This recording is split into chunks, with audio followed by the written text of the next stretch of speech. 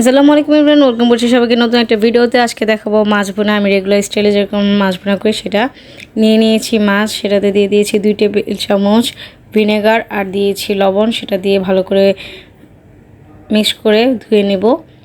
এটা দিয়ে রেখে দিতে হবে, এরকম কোনো মেজরিটি নেই। আমি ধুয়ে নিয়েছি। এরপর দিয়ে দিচ্ছি 1 চা চামচ ধনিয়া, 1 চা চামচ মরিচ, 1 চা চামচ হলুদ আর 1 চা চামচ লবণ। ওই ভিনেগার লবণ দিয়ে ধোয়ার কারণটা হচ্ছে মাছে একটা গন্ধ থাকে, সেই গন্ধটা চলে যাবে।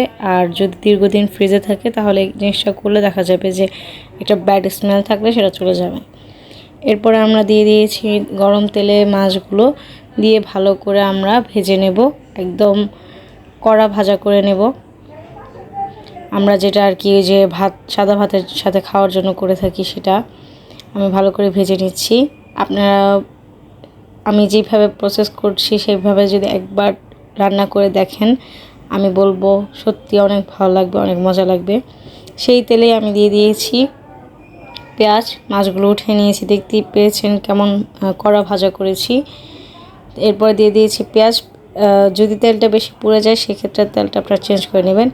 আবার এখানে দিয়ে দিয়েছি আমি 1 চা চামচ লবণ, 1 চা চামচ হলুদ গুঁড়ো, 1 চা চামচ মরিচ গুঁড়ো, 1 চা চামচ রসুন বাটা। আমি এখন এগুলোকে ভালো করে মিশিয়ে ভুনে নেব। ভুনে নিয়ে দিয়ে দিয়েছি সামান্য পরিমাণ পানি। পানিটা দিয়ে মশলার কাঁচা গন্ধ চলে যাওয়ার পর্যন্ত ভালো করে ভুনে নেব।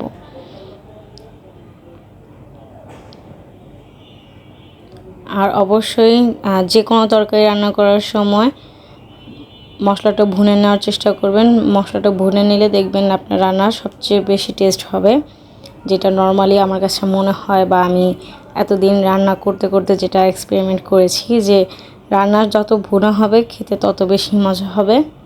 এই তো আমি পানি দিয়ে দিয়েছি মাছগুলো দিয়ে। এই পানিটা আপনারা যেরকম ঝোল খান সেরকম রাখতে পারেন। আমি যেহেতু একদম নর্মাল ঝোল খাই তাই নর্মাল রেখেছি। নর্মাল বলতে একদম শুকিয়ে নিয়েছি আর কি।